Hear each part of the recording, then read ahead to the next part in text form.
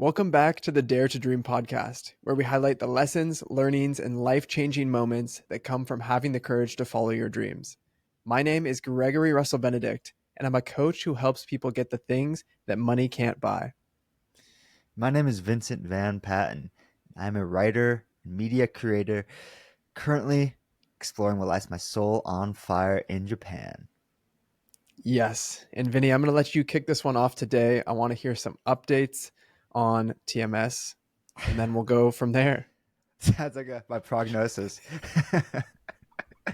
Diagnosis. Hey, bud. Yes, it's been too long, as it always is.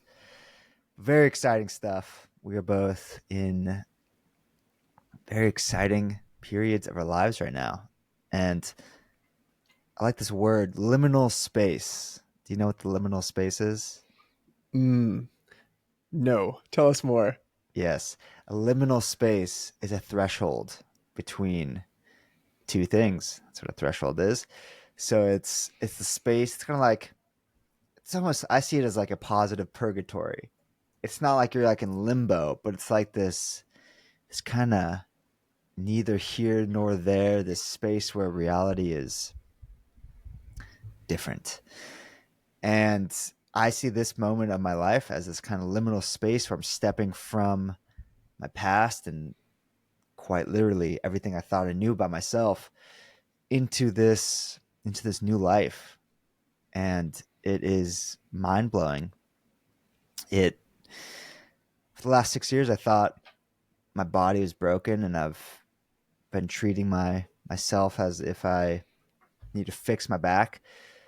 But in the last 2 months I realized that I have what is called TMS, which is tension myositis syndrome. That's what the kind of pioneer of TMS called it, but more commonly referred to as the mind body syndrome. And it means that the brain is creating physical pain in the body to pretty much distract you from your emotions. And in simple terms, it's that our brain creates physical symptoms in our body because of the emotions that we feel, because of repressed anger or anxiety or sadness or shame and guilt. And it kind of comes from childhood. It comes from the things you feel right now and how you handle emotions. And it comes from the type of person that you are. And for the last 2 months, I've been on this crusade, this odyssey to just understand myself and begin this healing process. And it's been this liminal space of crossing the threshold into the rest of my life. And buddy, I cannot even begin to describe the things I'm feeling. Like going to therapy once a week and just found this legendary therapist in Tokyo, this guy from Marin County, California. He lives here. It's like I see him in person, and just learning about myself as if for the first time, like seeing myself and my upbringing and my childhood and just the way I am in such a more clear light. And so many things that I thought I wasn't or that I was. Just I guess just there's things I thought about myself that like I thought I wasn't competitive. For some Mm, reason, for the last like 6 years, I'm like, yeah, I don't know why I've told myself that I'm not competitive, that like I don't really care about winning and losing that much. It's just an example.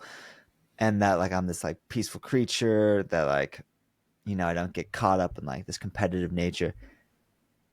I am very competitive and just like realizing that and realizing it in therapy and how it affects friendships and just my upbringing with my brother and just my whole life.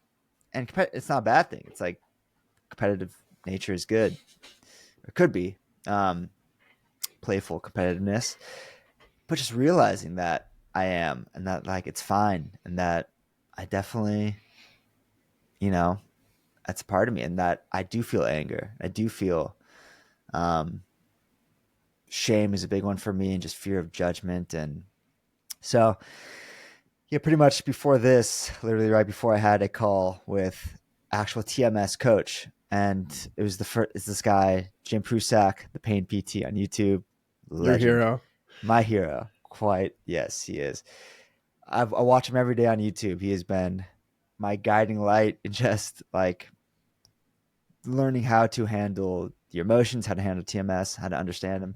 It's all about relaxing and quieting your nervous system. That is where the pain comes from. Because why this comes from childhood in big ways, because like as a kid, we do a lot of certain things because, well, to be loved, and just things happen to us that make us, that affect our nervous system. Like for me, I would kind of shut down my emotions a lot. Like I would just suppress instead of sharing my emotions. I would rather like I'd just go in my room and just shut the door and just be, be quiet. And that was suppression. And maybe I'd tell myself that I wasn't mad or that to get over it or something, but like inside I was just stewing. And my nervous system like was affected because of that. And it kind of goes into this fight or flight mode, or maybe like you had abusive parents or psychologically abusive or physically, or and that puts you in a state of constant tension and like fight or flight, and you go your whole life in that state without learning how to regulate your nervous system and like how to actually I'm for the first time like learning how to like relax my body, like my whole body, like head to toe, like just learning these things about myself that it seemed so part of me before, and now realizing that like, oh wow, I am these things and I can change. And it's like the egg that is me is being cracked. Wow. The egg that is you is being cracked, hopefully fried over easy. Oh, always, buddy. Yeah, it's crazy. And this guy, yeah, Jim Prusak, should I say the name? Just had the session, and he like confirmed, because I've been pretty much on this. I've had this supernatural aide who I've talked about before, who's been guiding me in this whole journey. But she had chronic pain as well, and like she realized that it was TMS, and she healed from it. But I haven't had an actual coach say like, yes, you have TMS. I've read all the books, like the three big ones with Dr. John Sarno, and like it's so obvious that I had it, but just like hearing him say like, yes, you have it, and you're gonna heal, I think was a huge step for me. What did it feel like? Because I think this is a thread that we can pull on and to get into something even deeper, this needing a label or almost permission from an expert, because this comes up a lot in my own life. But do you feel Ah, better now that he's labeled you and said, yes, you have it? well, that's interesting because that's like, well, yes, for starters, like I knew without a doubt I had it, but there was still a slight doubt. Like it was so obvious that my personality type of being like a people pleaser, perfectionist, self-critical, high standards, like that is the type of person who gets TMS, because on the surface they're trying so hard, yeah, underneath they just like want to relax and like want the id, that part of us who's just like a little kid, um just our animal kind of instinct that just wants to be fed and have sex and, primal kind of instincts. You got the id, then you got the ego, which is kind of us, then you got the super ego, which is society standards and our need to be perfect, our need to be judged or liked, and they're all competing at all times. Those three parts of the self. This is Freud's take on this whole thing. And I saw that my personality type, of on the surface is like, wants to be perfect and everything, but then that id is like, no, like I am angry, I am like upset about this, I am feeling a lot of shame about who I am, I am. But then like you got the ego where it's like you gotta do this stuff and this is who you are, and there's just all this tension. And so I knew it, but there was still, because I was on this kind of journey myself, well, besides my supernatural aid. Sounds like it's like a magical parrot, but um, yeah, having Jim be like, yes, the label. It is. It kind of takes the weight off. But like in the world of chronic pain, with it being such a mysterious and elusive thing to feel, like this pain that nobody really can understand, and that like doctors don't really know what it is, and that's why you go through years and trying like all these different practitioners. It gives people a lot of relief when somebody is finally like, oh yes, you do have fibromyalgia, or yes, you do have a herniated disc. It's like, okay, at least I know now that there's something wrong with me. And that gives people also the nocebo effect, which is, even if it means nothing, it makes them now believe that they are broken, and they start feeling pain because of it. And that's actually a big reason for chronic pain and for feeling this type of way. So now I'm doing the reverse of being like, no, there's nothing wrong with you.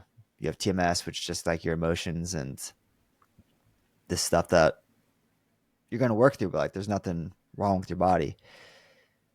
So it is an interesting, yeah, question and world to delve into of like what the label does. And I forget who it was, but this one guy, psychologist, maybe it was Carl Rogers, it was like, labels have pretty much destroyed us, because like it gives people a reason to take drugs, or gives people a reason to, you just see yourselves as like having this thing that can't be solved, or like you have depression, or instead of just being like, yeah, I feel depressed sometimes, or I feel anxious at times, not like I have anxiety. It's like this part of you, you know?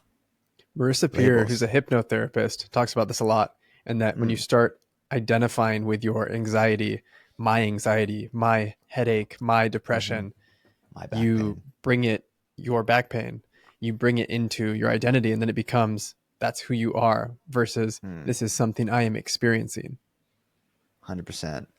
And that's, I stopped saying my back pain, because that's like, it's, yeah, the back pain, or like the symptoms, or The back actually pain, I have a formerly picture. known Check it as out. Vinny's back pain. Yes. No longer a part of me. It's me defeating. You're listening to this. I'm showing a picture of me with a katana, stabbing my back pain through the head. It's beautiful. It's part of the uh, a practice in Sap Cure Bowl of like, just draw what it would look like to defeat your back pain. But now I look at this and I'm like, I see the back pain as like having a small tear running down its face, because it's like, it's not this monster, it's not this Mm. demon. It's just a messenger that just wants to be loved and heard, you This ties know? in perfectly to something I wanted to talk about It's very scary. since we're on the topic of emotions. It's this book I'm reading that's pretty famous. It's called Self Therapy.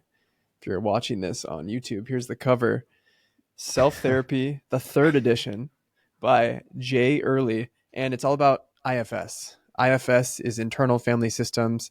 It's this form of therapy that's often called parts work because we Mm, all have these various parts of ourselves. And there are protectors and exiles. And your protector is something that is trying to protect this exiled part of you that at one point throughout your life was deemed as unacceptable or too weak. And a protector is formed to protect yourself. mm, And I'm really curious for you to read this after me, Vinny, and we can talk about it. But what you were saying there of the back pain just being the sad little boy, having something in there that it needs to be heard, and it's wrapped in this fiery dragon of a monster. Really interesting, and exactly what I'm learning about in this book, Self Therapy. mm. Yeah, man. I see it as like the greatest gift that I've been given, because I do not know if I would be delving into this stuff in this way if not for this. Like, and maybe I would be, just like, I mean, I have no clue what my life would be like without back pain. But it's like given me such a, it's just been the impetus of like, you need to just learn about where you come from. And I've said it before, but like, now I know that the back pain is a small part of a much greater story of my life. but now I know how the story actually begins, or I'm starting to understand it more. Like I know, and this is, we don't take the opportunity very often to like process our lives. We're constantly pushing forward, constantly just on this hamster wheel, doing the next thing, pushing ahead. And I've taken this time, and I'm lucky to do it and to like take my foot off the pedal to just like focus on healing. But I think we could all do it. To even just, I got this idea from Alain de Botton. the Have you read him? School of I Life. have read On Confidence, a short Mm, little book he has, a small red book, but I want to read dude, School of Life, it's and I've heard so him good. speak. Yeah, he's a genie. It's insane. Like, he just talks about processing at the end of the day, of just looking back at the day and like what things affected you. Did you see a flower that made you cry? Did you think of something sad? Like, what were like those poignant moments that just kind of got you out of reality a little bit? And that made me think, I'm like, wow, I'm taking this period of my life right now to process my life so far. Like, instead of just pushing ahead into this next season, I'm like, okay, let me look back at everything that's happened so far. Like, for the first time, I've never truly done this. And it's hard for me to even sequence the timeline of my life. And now I'm like finally starting to, of like when things happened and putting things together. And because it's helping me with back pain, like seeing when it came up, what was happening in my life during that, when I had that first um, incident of like my back went out, and that's 6 years later. And dude, it all makes so much sense. And yes, there was definitely a part of my childhood which I felt shame about. It was that mopey phase, which was like, 10, 11, 12, 13, 14. Parents are divorced, and it was kind of the throes of new life. And just that age for anybody is very difficult, but it was, yeah, quite pronounced, of just figuring myself out. And I was chubby and, you know, just not feeling great. And that was when I would just like hold anger in so much and didn't know what to do with it. And one of the first things I kind of did in therapy was just learning to like to love that season of me, and to see that like that kid has like the answers, really, and just try to see what he was feeling, and that it's a part of me, and he is forever a part of me. And getting back and talking to him, and he's a legend. It's, I saw him as like the sad mopey kid, but he was doing his best, and he didn't know what was going on really, but he was just trying to keep his head above water, and he couldn't express what he was feeling, and it was hard. And yeah, instead of casting him out, bringing him in, he is on this journey, and he holds the keys. He's the keeper of the keys. That's what I'm learning as I delve into my own emotional odyssey. The more we try and push things away and hide them and repress them, the more issues we have. Whereas a lot of the answers lie within integration and acceptance and reaching out and giving that little boy a hug. And what came up for me as you were sharing is that those ages 11, 12, 13, 14, really hard on the emotions, great for hairstyles. I know we both Mm, had a nice Justin Bieber flow going back then. big You get the time. neck kink from flipping your hair so much and works down in your back, and then you have some issues. So actually, it all came from your hair, Vinny. Probably, but paying the price now. Speaking of carrying things, I heard a parable the other day. It's from this book called Zen Flesh, Zen Bones. And I want to read it because this parable speaks to me in a beautiful way, and it might speak to you if you're listening to this. So the parable goes: there were two Zen monks once traveling down a muddy road. As they turned a corner, they saw a beautiful young woman. She was wearing a lovely silk kimono and was in obvious distress. She was stuck unable to cross the road without ruining her lovely kimono. Monk number 1 approached her and offered to carry her across the muddy intersection. He picked her up, carried her across, and set her down on the other side. She was super thankful. Then the 2 monks went on their way. Later that night, monk number 2, he couldn't take it anymore. As Zen monks, they both knew that they weren't supposed to interact with women. Monk number 2 bursts out, "We monks don't go near females, especially not young and lovely ones. It is dangerous. Why the hell did you do that?" Monk number 1 smiled and calmly asked, "I left that woman at the side of the road. Are you still carrying her with you?"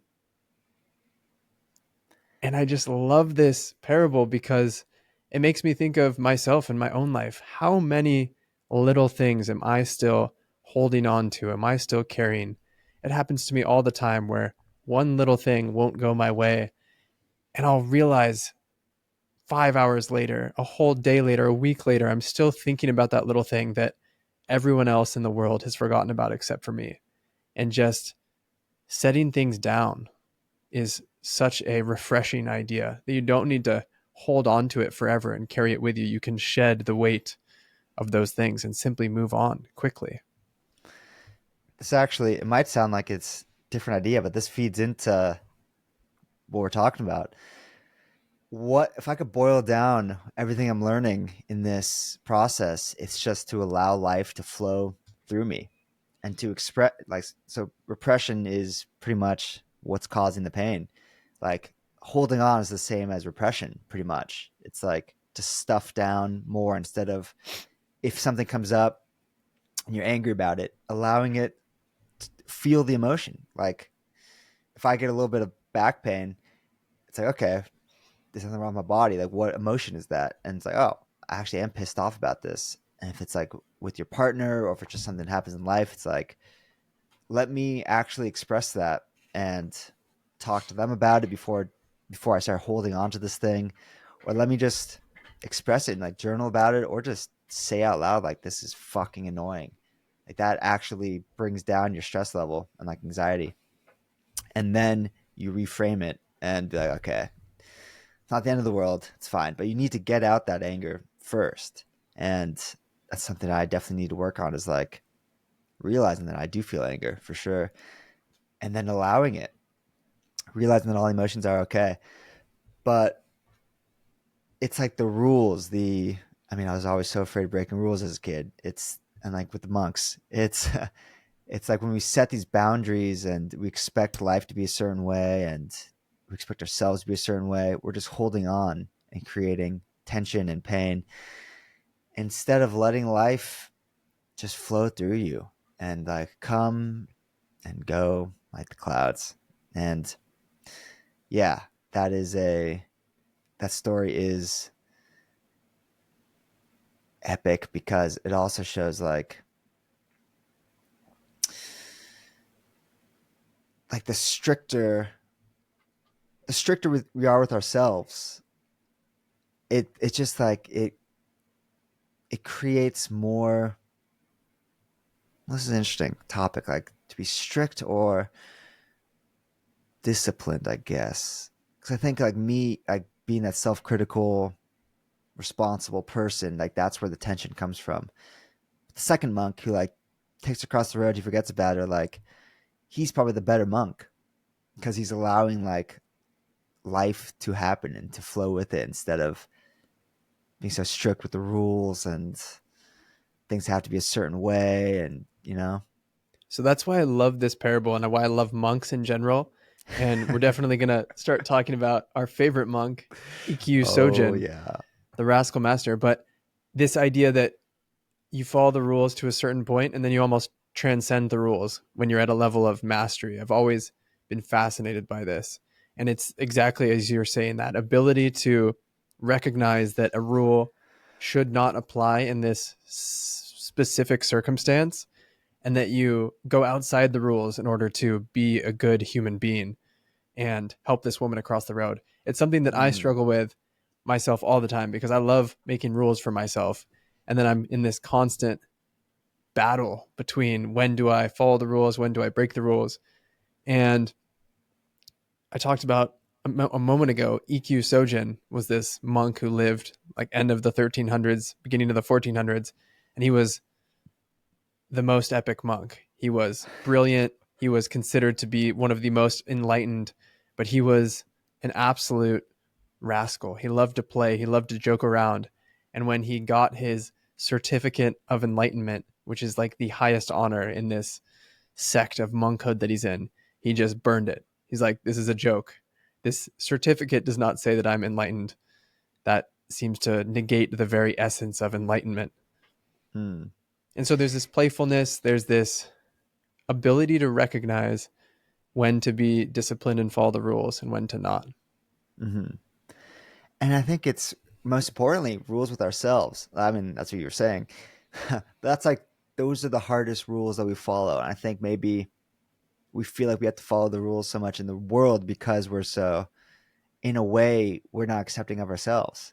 And like maybe those rules like give us gu- guidelines. And like it sounds like Ikkyu Sojen, is that what it is? Ikkyu Mm-hmm, Sojen. mm-hmm. He was so he knew himself so well that he knew that he didn't have to like be confined by these arbitrary rules. He's like, no, this just isn't this isn't right, you know? And that's something And I'm trying to like work on is like these rules we make of ourselves of like I have to talk to strangers. That's a big one for me. Or like I have to do this stuff just to like check these boxes when it doesn't really feel right. Like it causes more stress in the body than it alleviates, or that it makes you seem like it's this projection of like this is who I'm supposed to be, rather than like who am I actually? Like what feels intrinsically right to me? so I'm super curious to get your take on this because reflecting on my own life, I don't think I've ever made a rule for myself that stemmed from a place of security, confidence, and happiness. Every time I make a rule for myself, it's like, God damn it, Yeah. some part of my life isn't going well. I need a competitive advantage. Let me cut out X, Y, and Z. We're going to do this every single day, no matter what. And Mm-hmm. it's hard to navigate because there is a really fun, playful part of me that loves challenges, but challenges Right. are very different than rules. And like I said, I think that's also what probably speaks to me about these monks who are so comfortable with themselves. That's probably the best way to put it. They're so comfortable with themselves and they know themselves so deeply that if they carry a woman across the road, monk number one isn't worried that he's going to be dating her the next day and lusting after her. He's like, no, I can do this and then I'm fine. Yeah. Yeah, that's the thing. That I think that like qualifies the real monk is like, well, um, what was his name? Alan Watts says you could tell the true yogi by the sound of his laughter. That's like, it's not the one who's super stern and like uptight and it has to be a certain way. It's the Dalai Lama is like always laughing and just cruising and like enjoying just the magic of life. They see the simplicity and the magic in the simplicity. And dude, it all comes back to self love and like love of ourselves. The more we attach, I mean, it just hit. I had a big therapy session yesterday of like, came up with this new concept belly out or belly in. My whole life, and I'm sure many people can attest to this, like for themselves, I pretty much walk around with like tightening my abs, you know, like kind of Suck it in. sucking in your stomach and just like, you know, you, it's a projection of like how I want to be seen instead of just letting it just completely just fall out and just relax and like it feels so much better. But self-consciously, I'm like walking around like tightening up, and that is like tightening up my emotions. That's it's metaphor for just tightening, and I'm sure it has an effect on my back. And came up with this thing like if I see say two girls at a cafe, I usually put pressure on myself like, oh, okay, gotta talk to them, gotta say something. And the therapist is like, ask yourself, like belly out or belly in. Belly out means maybe you're reading a great book and you could look over and just appreciate them being there without feeling like you have to say something. but you don't feel like you have to say something. Like you don't truly want to. You feel like you have to because this is this rule you've made for yourself that you flirt with life. Belly in is, oh, I have to say something. You're beating yourself with the stick. Like, who am I if I don't talk to strangers? It's like this ridiculous uh, standard that I placed on myself, and I love it. Like going through life with the belly out. It's like this is me. This is who I truly am. Not this projection of who I want to be seen as or who I want to tell myself that I am, but if you could love me with my belly out, you love the real me. And that's, if I could love myself with my belly out, I love the real me. And like, man, yeah, I love that. Belly out, baby. I love that so much. So many things I want to say about that. First is that this is one of the biggest endorsements for therapy or coaching or any sort of modality where you're working one on one with someone, because you get to create your own language like this.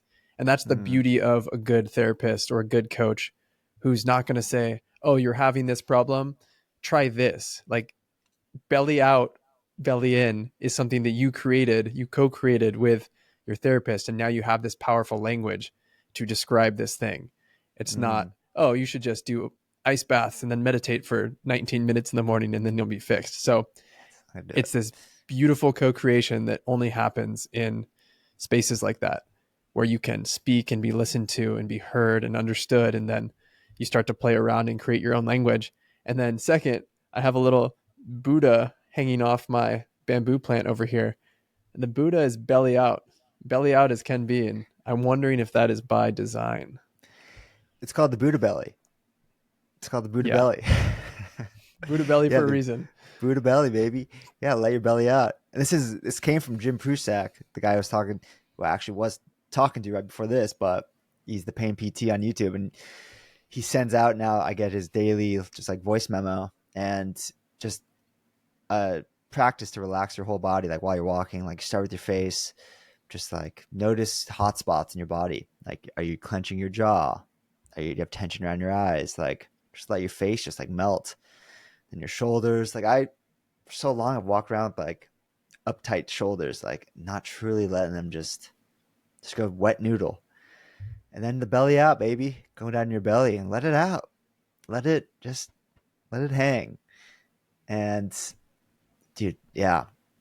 So he was the originator and then brought it to therapy and he came up with this beautiful term. And dude, this was another Carl Rogers thing. I think he really made, he was a big psychologist who huge proponent of just talk therapy. Like the therapy is just me talking. Like I'm more impressed with how little my therapist talks than by anything that he says. Like I barely really know anything about him yet. And it's like obviously he's in Japan and he's an interesting guy for a reason, but like little by little he lets out these pearls of wisdom, like the belly out thing. Like yesterday he was just talking about something else I'll get to in a second, but like the fact that he could just sit there and let me, I just need to talk. Like it is seriously so, it feels so good. And it's like why I make YouTube videos where I'm just talking to the camera, but to actually be talking to somebody who has wisdom to share and like can see patterns in my thinking and personality, but just being able to talk to somebody and like truly just everything, like, you know, it's amazing. And then he just sits there and like doesn't say anything. And I just sit there and just keep thinking, I'm sure he has like 15 things he could say, but he just doesn't say anything. And then I continue down another thing because I'm like, well, I might as well say this. And something huge comes out of that second meander. So like it is a serious skill to not say anything in his position. It's It amazing. is a beautiful practice and it's really hard. That was one of the biggest Yeah. things I needed to work on when I was becoming a coach, is silence. Being comfortable with the silence and committing to yourself that when they finish saying what they're going to say, you're not going to say anything. Mm. Just seeing what happens next. It's crazy what happens when you give people the space and the silence to go deep. I see what you're doing here. I'm going to take that silence and I want to share a crazy story from last week. Do I have your permission, Vinny? You do. Great. So last week recorded a big episode, a very meaningful episode. It was number 174 with Sharon Belknap. And Sharon is this amazing woman. She is spiritual. She is wise. She is so artistic and creative. And she has also been through some ridiculously challenging experiences in her life. And this episode was all about her creative career. She's an artist. She's a creator. She's a hypnotherapist. And near the end of the episode, we got into some of the really heavy topics. We were recording this on July 2nd, 2024, that episode last week. And it was 2 days before the 4-year anniversary of her son, Chris Thompson, passing away. And Chris was on his way home. Chris was a firefighter, a medic. He was about to be a Navy SEAL, but got DQ'd out of BUD/S for a medical condition he had with his eye. Guy's an absolute legend, community man, just giving back. And at 28 years old, he's on a motorcycle coming home at 4 a.m, early in the morning, and dies. And this is an experience that I don't know how you cope with. I don't know how you make sense of it. But Sharon, over the past few years, has come to believe that this was not Chris passing away, but it was actually him ascending back into the love from which we all come. As I mentioned, she's very spiritual. And I don't want to make this story too long, but basically she had a premonition that this was all going to happen before. And so when it happened, her daughter got a call and Sharon immediately knew what happened. So we record this episode, number 174. You can go listen to it. It's amazing. And as I'm editing the episode, I text Sharon and say, hey, our episode's going to be number 174. It's going to come out next week. And this is where things start to get a little wonky.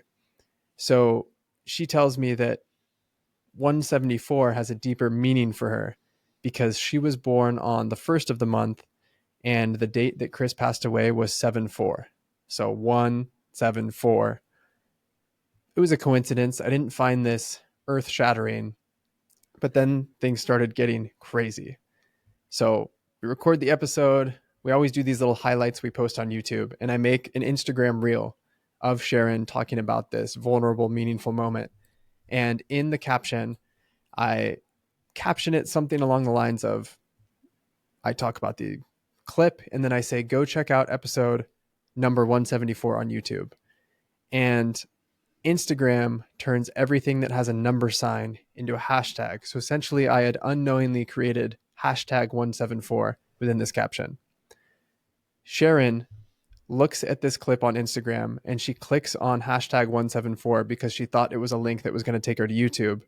But what it actually does is when you have hashtags on Instagram, it takes you to every post that's ever been created with that hashtag. So she sends me a screenshot of this page. There's like 264,000 posts that have this hashtag 174 on it. She sends me a screenshot of it saying, hey, the link didn't work. This isn't taking me to YouTube. If you're still with me, when I looked at that picture that she sent me that showed all of the posts that have been tagged with 174, there's a bunch of random pictures. There's a dude with an inner tube. There's a bowl of ramen. There's some Japanese male model looking guy. And in the middle of this page, there's a picture. It's a quote. And the quote says, they did not leave your life. I moved them, God. So I see this and I am freaking out because this whole episode with Sharon is about how she believes that Chris did not pass away. He ascended, and that essentially God moved him to another dimension, and he is still here connecting with her. And in her hypnotherapy sessions, Sharon channels Chris. He gives loving guidance to help the person she is in a session with. And so I'm not a religious man, but I am a spiritual man. I have no idea what actually exists beyond this realm. But this was a crazy experience. And seeing this message from air quotes God really shook me. And it just got me thinking, we know absolutely nothing about this life we live. We are on a rock hurtling through space. No one knows why we're here. No one knows where we go when we die. There's a giant rock in the sky that follows us around. It's the moon, and there's this fireball that's going to burn out eventually, but it's the only reason we exist, the sun. And so it's just got me thinking about life. What do you make of all this, Vinny? I'll have what he's having. Now, buddy, I believe it. Like, I believe the stuff. Seriously, like, it's even before the spiritual odyssey, I was a spiritual person, and like, but now just what I'm learning about other dimensions and tapping into the quantum field and like how we're literally just energy, and we could raise our frequency and we attract that certain frequency. And there's so much that we can't see. And first of all, yeah, that's great. I just can't imagine like having a premonition that your son's going to die before it happens. That's crazy, Yeah. man. And like just getting that, it's unfathomable. And yeah, I was getting chills throughout the whole story. But dude, it's been really thinking about bigger picture stuff lately and just how beautiful and mysterious this world is. And watched Neil deGrasse Tyson on the Theo Von podcast, and man, he is a legend. I knew nothing about him, but he's like the funniest, coolest guy, and just astrophysicist, best astrophysicist in the world. And he tells a story. Imagine, we think it is crazy to wrap our head around the fact that we're alone in this universe, galaxy. Can't Supposedly. be. Yeah, we can't be. Like, you think it is endless, and there's so much we can't see, black holes and dimensions. It's just like, and love is this thing that just permeates it all. It's like this force, and that's, I think, the reason we're here, just to experience that. But he says, you're gazing into the night sky, the stars, and you're just wondering about it all, and you're feeling alone. Maybe you're going through something tough. You're wondering what we're here for, what it's all about, who you are. You're looking at that star in the sky in some distant galaxy. Maybe there's a good chance there is a version of you on a rock far away, looking into the night sky, wondering the same thing about their own civilization or people and alien life force. That they're just like you. They're you know, the alien version of you, and they're wondering what the hell their purpose is on this rock and what they're supposed to be doing in the universe. And you're both looking into this emptiness, and it's just, that was so cool. Yeah. Space is crazy. And what comes up for me is that there's these things that have been proven to be true. Like, you can measure someone's electromagnetic field. So we do give off energy and vibrations. And while that sounds so spiritual and woo woo, like, that has actually been proven. It's And yet truth. I proceed to forget about that every single day. And then I'm thinking about what Sadhguru says. He says, think about what the moon does to the ocean, how much the moon and its gravitational pull affects the tide, how much it goes in and out. And the human body is made up of, I don't know what percentage, a huge percentage of water. What does the moon do to you? Just things like that are just Dude, wild to think about, because if anyone was I like, "Oh yeah, love when it. there's a full moon, it affects me," you'd How? be like, "No, it doesn't," Turn into a werewolf. but it probably does. Dude. Yeah. And you could say whatever you want. This stuff is dude, if we're so in our limited mindsets where we can't even entertain these kind of thoughts, it is the truth. Like, it is, stuff is real. Like, the meditation I'm doing every day is to like clear and align my chakras, and it's like the energy centers in our body. There's like 7, and I'm pulling the energy from my lower 3 energy centers, where like so much pain and guilt and shame and sexual frustration and stuff is all just like held down there. And like your pit of your stomach, right below that, like your navel, and then your groin, your, what is it, the perneus or something, Perineum. perineum, perineum. I think Yeah, and so. you suck it, like you draw, like, imagine just energy through a straw, like from there, and just you follow it through your whole body, through your heart center, through like your creative center, which is in your throat, through the back of your head, through the center of your head, and then just like the energy center right above your head, which is just your connection to the cosmos, and drawing. So those are like your heart opening, and then the 3 energy centers, and then the divinity one all above your chest is like, those are your love centers.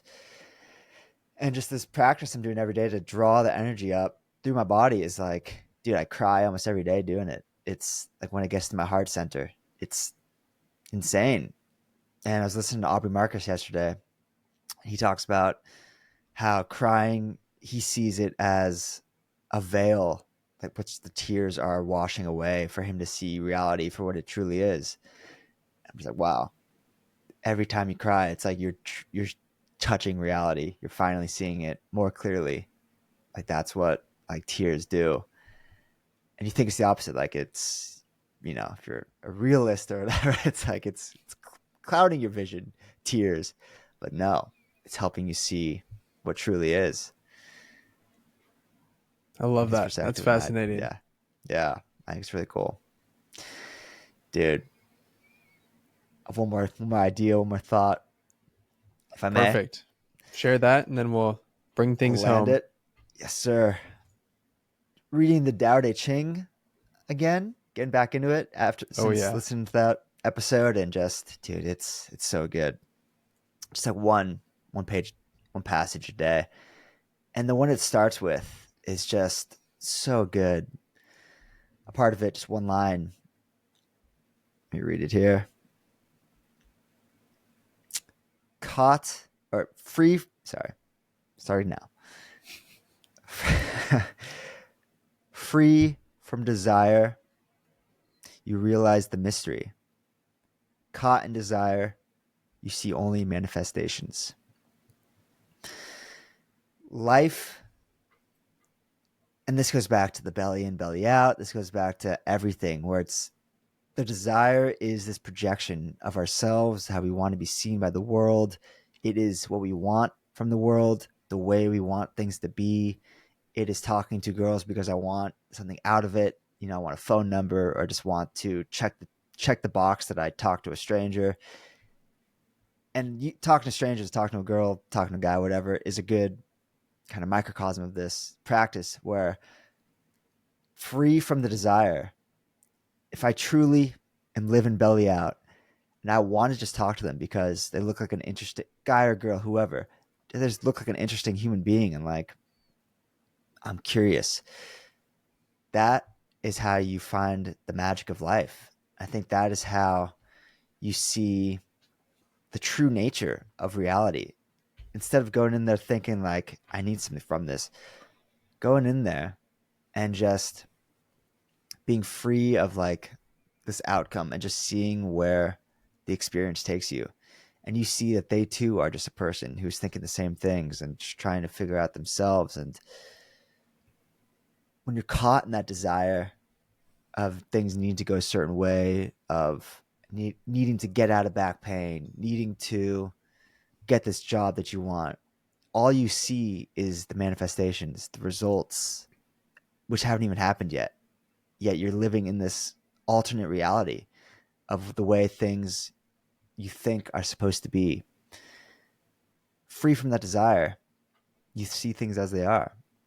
And by no means am I perfect at this or anything, but like it is a fascinating thought of what if we could go through life just trying, using it as a practice, an idea that how can how can I see this situation? How can I see myself most clearly?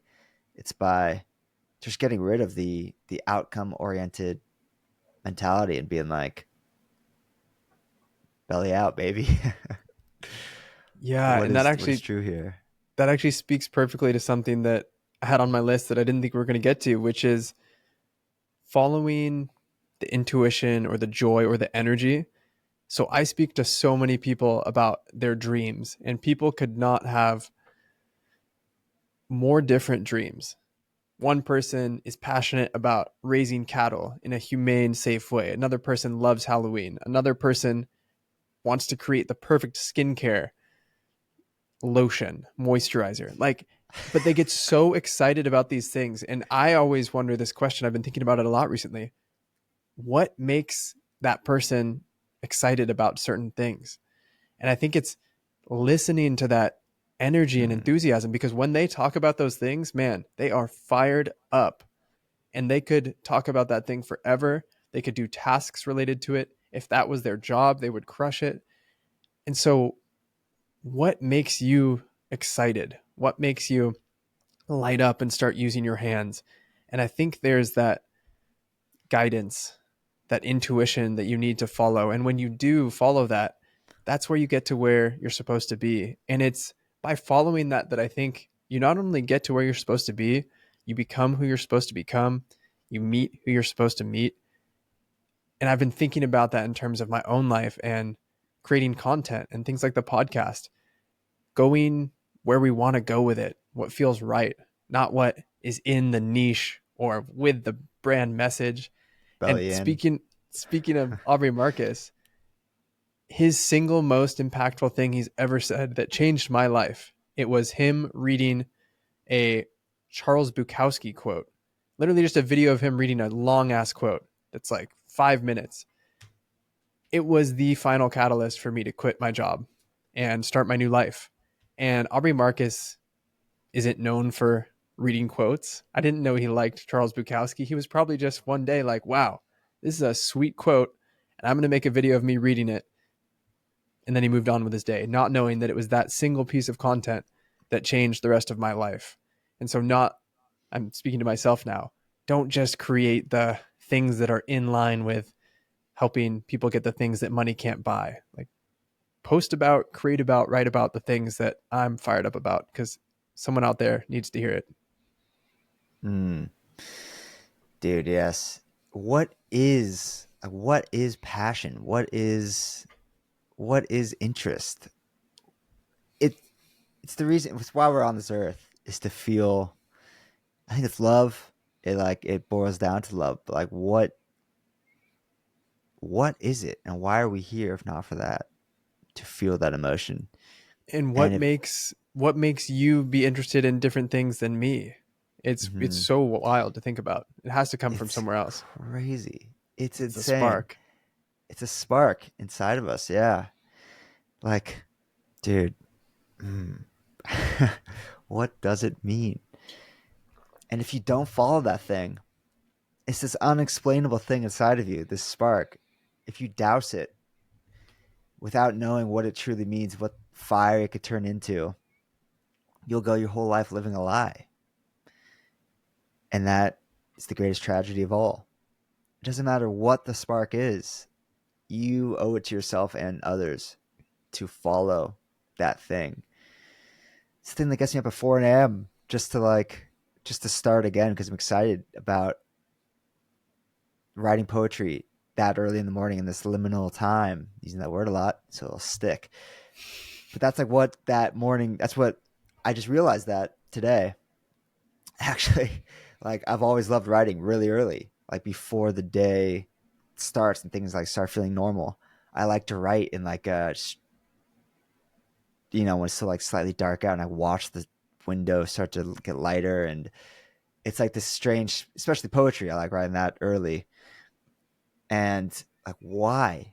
because it connects me to the universe and to the moon, to the cosmos, and to people when they feel that like passion, that fire in you. It connects me to myself.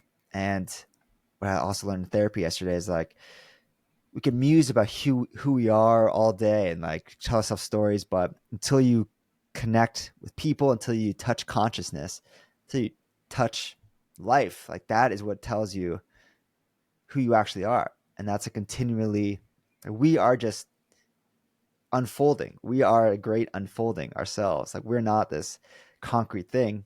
We're brand new every second. So we're continually unfolding and creating, following that spark. That is how you unfold. That's how you express yourself and understand yourself. And you got to follow it because people need you. You got to follow that spark. And I think you laid out the stakes perfectly. You either follow the spark, it catches fire, it turns into this rich, vibrant, alive life where you are the light for other people, or you douse that spark. Maybe the spark is still there for a bit. And you live this lukewarm existence where you never really find what it is that you're here to do. And you constantly try and fill that hole inside of yourself with fancy health supplements and clothes and trips and vacations. And you constantly ask yourself, what is missing? Why don't I feel more alive? It's the still small voice who speaks to us. Like I was thinking like how to get people to actually understand what that spark is. It's the voice. You know what it is. It speaks to you at 3 a.m. A great quote by Alain de Botton. Well, I'll pretty much just summarize it here. He just says like, we think, you know, what is that voice that comes to us at 3 a.m? It's our real, true, conscious thoughts that just have not had a chance to express themselves and to be heard. So they have to hit you in your unconscious, in your dreams. I've been taking my dreams a lot more seriously, like actually trying to not be like dissect them thing by thing, but like, what is this kind of trying to tell me? And 95% of who we are is in our unconscious. There's just this ocean inside of us of like dreams and potential and inner gold. 5% is what we're consciously aware of. And we're just floating on the surface of a great sea of self. And it comes to us in our dreams. It comes to us in those crazy thoughts that kind of just like, obtrusive thoughts. Like that is worth listening to and worth following. You just don't know what these things mean and what they could turn into. And interesting tidbit, Kevin Kelly says, do something in your 20s that looks nothing like success. That to me is just a perfect example of like following that voice, not because it looks like the belly in, but because it's who you are and it's because it's something you want to do. And then he says, that thing will likely be the very cornerstone for the rest of like your future success.